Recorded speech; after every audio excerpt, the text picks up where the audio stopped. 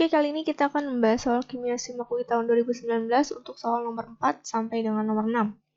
Dari nomor 4 dulu, SBR merupakan polimer karet sintetis yang diproduksi untuk bahan kendaraan bermotor dan mempunyai struktur seperti gambar berikut. Monomer penyusun SBR memiliki struktur. Nah, berarti nomor 4 ini mengenai polimer. Polimer itu adalah makromolekul atau molekul besar yang tersusun atas monomer.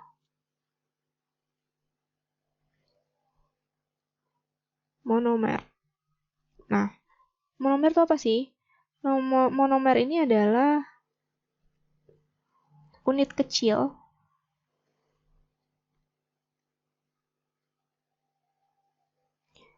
yang sederhana yang berulang. Jadi monomernya itu nanti nggak hanya satu. Ada ribuan monomer sehingga dia bisa membentuk suatu makromolekul atau polimer, gitu ya. Nah, di sini yang ditanya adalah SBR. Nah, polimer berdasarkan pembentukannya itu dibagi menjadi dua. Ada polimer adisi dan ada polimer kondensasi. Nah, yang akan kita bahas di sini adalah polimer adisi. Polimer adisi ini adalah polimer yang terbentuk dengan adanya pemutusan ikatan rangkap. Gitu. Jadi nanti si monomernya ini ada ikatan rangkap yang kemudian terputus sehingga bisa berikatan dengan monomer yang lainnya lagi. Gitu. Nah, SBR atau kepanjangannya ini adalah stiren,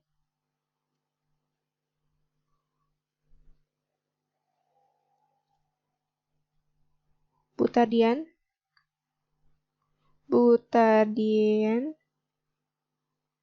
rubber. Itu ya, SBR itu kepanjangannya adalah stiren, butadian, rubber. Berarti SBR ini terdiri dari stiren dan butadian. Nah, ini strukturnya aku buat memanjang ya, maksudnya aku buat dalam bentuk C-nya. Berarti kan di sini ada CH2 ya. Ini CH2 itu untuk yang ini. Kemudian ada CH, rangkap 2 dengan CH. Kemudian CH2 lagi. Setelah itu CH. Kemudian ada CH2. Nah, di sini ada C6H5, bukan C6H6 ya, karena H-nya udah diganti. Itu ya, jadi jumlah C-nya yang lurusnya 1, 2, 3, 4, 5, 6 ya. Sesuai ya, ini 1, ini 2, 3, 4, 5, 6. Tuh. Nah, sekarang polimer SBR ini dia dibentuk dengan cara adisi, dengan cara pemutusan ikatan rangkap. Berarti kan awalnya nih, si CH2 ini awalnya dia nggak bisa berikatan sama yang lain kan. Nah, berarti di sini nanti awalnya ada ikatan rangkap di sini, di antara CH2 dengan CH. Nah, ketika dia mau membentuk polimer, ikatan rangkap CH2 dengan CH-nya putus. Makanya di sini CH2-nya bisa berikatan lagi dengan yang lain. Karena di sini jadi nambah lagi 1, maka kan ini CH yang ada di sini, CH ini, C-nya ini sudah 4 ya tangannya ya. 1, 2, 3, dan 1 dengan CH yang di sini. Berarti ini diputus. Jadi nanti ikatannya jadi tunggal. Kemudian berarti C yang di sini, ini kan 2, di sini 3. Berarti kurang 1. Nah, ini pindah ke sini. Jadi nanti di sini putus. Gitu. Karena ini putus, maka CH di sini yang mengikat C6H5, C-nya kurang ya tangannya ya.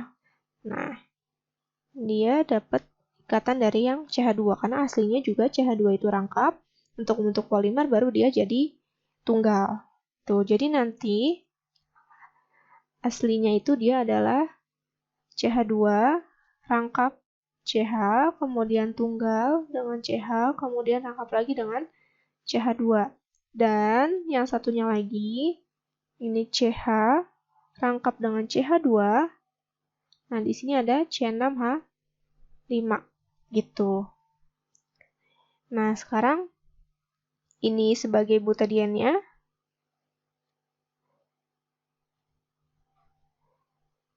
Ini sebagai stiren.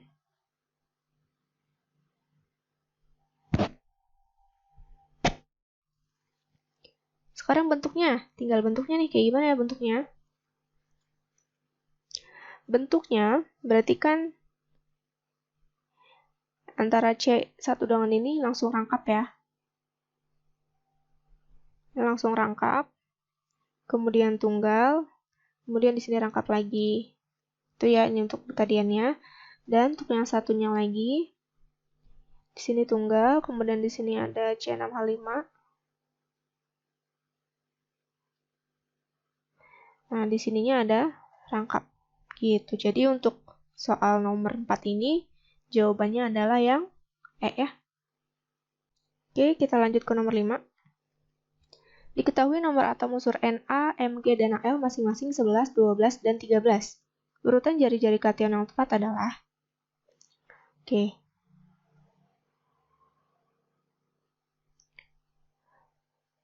Salah satu sifat periodik unsur itu adalah jari-jari.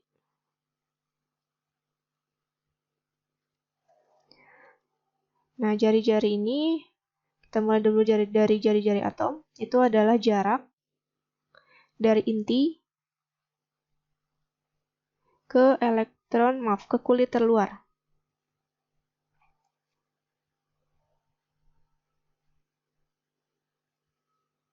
Nah, pada umumnya, untuk periode yang sama, dari kiri ke kanan, dia akan semakin kecil. Berarti ini ke atas, dia juga semakin kecil. Gitu. Kenapa bisa kayak gitu? Kita mulai dari yang satu golongan dulu nih. Kalau satu golongan dari atas ke bawah, itu kan hanya beda di jumlah kulit. Makin ke bawah, jumlah kulitnya makin banyak. Kalau jumlah kulitnya makin banyak, otomatis jaraknya juga akan makin besar. Gitu ya. Kemudian, kalau untuk yang satu periode, dari kiri ke kanan, itu beda di jumlah elektronnya dan jumlah protonnya. Nah, dari kiri ke kanan, tarikan antara proton dengan elektron itu akan semakin besar. Makanya, si jari-jarinya akan semakin kecil. Nah, sekarang kita harus tahu nih, Na, Mg, Al letaknya di mana. Ini masih dalam bentuk atom ya, bukan belum dalam bentuk ion. Oke, misalnya kita di sini punya Na. Na-nya itu 11 nomor atomnya. Kemudian Mg. Mg-nya 12. Kemudian Al 13. Ini kalau kita konfigurasiin, berarti 281, ini 282, ini 283. Berarti ini golongan 1, ini golongan 2, ini golongan 3. Sedangkan untuk periodenya sama-sama periode 3. Nah, seandainya di sini kita tulis nih, ini 1, 2, 3, dan ini periode 1, 2, 3, maka letaknya ini Na di sini, Mg, baru terakhir Al. Berarti kalau misalnya berdasarkan jari-jari atom urutannya, Na akan lebih besar daripada Mg, kemudian Mg lebih besar daripada Al. Gitu ya. Nah, sekarang yang ditanya itu adalah urutan jari-jari kation. Ion itu dibagi jadi dua. Ada kation dan ada anion. Jadi ion ini ada kation dan ada anion. Kalau kation itu berarti dia melepas elektron. Sedangkan anion itu adalah menerima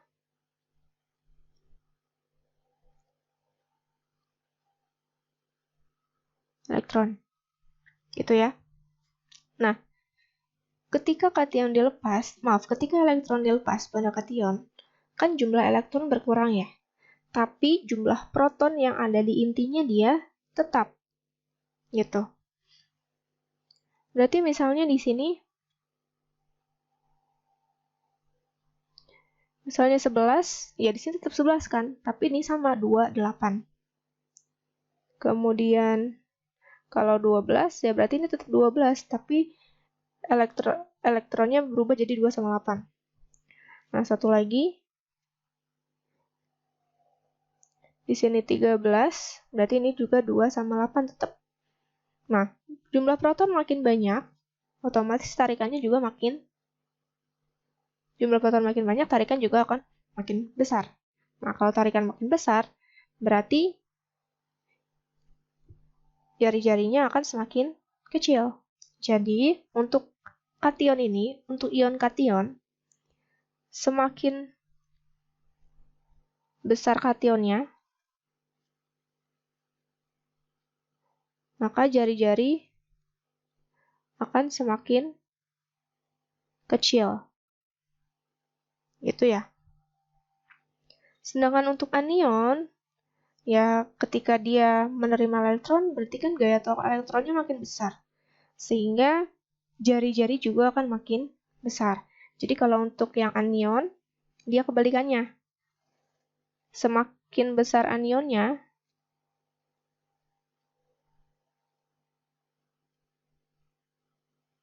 maka jari-jari akan semakin besar.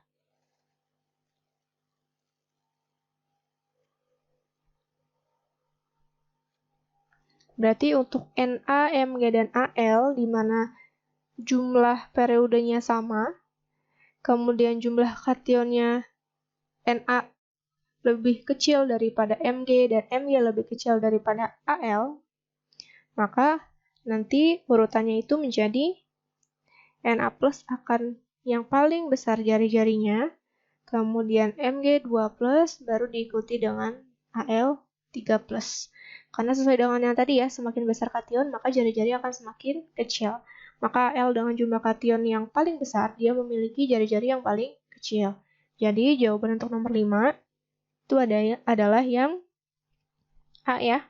Na lebih besar daripada Mg, kemudian Al yang paling kecil. Oke, lanjut ke nomor 6. Perhatikan 3 senyawa interhalogen berikut, ada ClF, ClF3, dan ClF5. Diketahui jika nomor atom F-nya 9, Cl-nya 7, yang merupakan senyawa polar adalah... Oke, kita mulai dari yang ClF dulu. Oke, di sini kita menentukan kepolaran. Kita mulai dari yang pertama, ClF. ClF itu adalah molekul diatomik.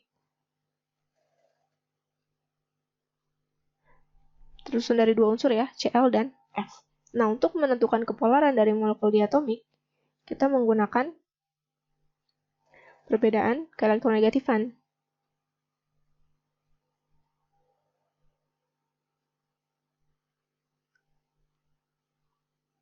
Jika perbedaan keelektronegatifannya besar, maka dia termasuk polar. Nah, Cl itu memiliki elektronegatifannya 3, sedangkan F itu adalah 4. Jadi selisihnya atau perbedaannya itu adalah 4 kurangi 3 ya, 1. Jadi untuk ClF ini, dia termasuk polar. Nah, untuk nomor 2 dan 3, ClF3 dan ClF5, itu adalah molekul poliatom.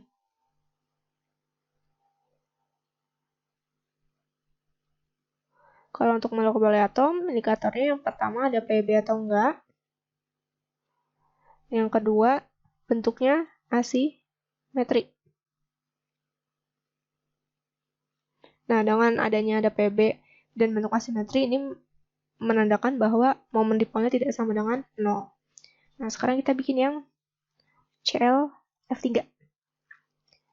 Kalau kita mau bikin bentuk, berarti kita harus tahu golongan atau elektron valensi. Nah, elektron valensinya bisa kita tahu dari ini ya. Berarti kan si F itu 2, 7. Nah, 7-nya adalah elektron valensi. Kemudian Cl berarti 2, 8, 7. 7-nya adalah elektron valensi. Nah, sekarang kita bikin, berarti Cl punya 7 elektron valensi, dipakai untuk berikatan dengan F-nya 3. Masing-masing satu ikatan ya, karena cuma butuh 1 elektron. Nah, udah dipakai 3, berarti masih ada 4 ya. Berarti ini masih ada Pb dan bentuknya asimetrik. Jadi ini polar. Gitu. Kemudian yang ketiga, molekul poliatom juga untuk ClF5. Ini tadi ClF3 ya.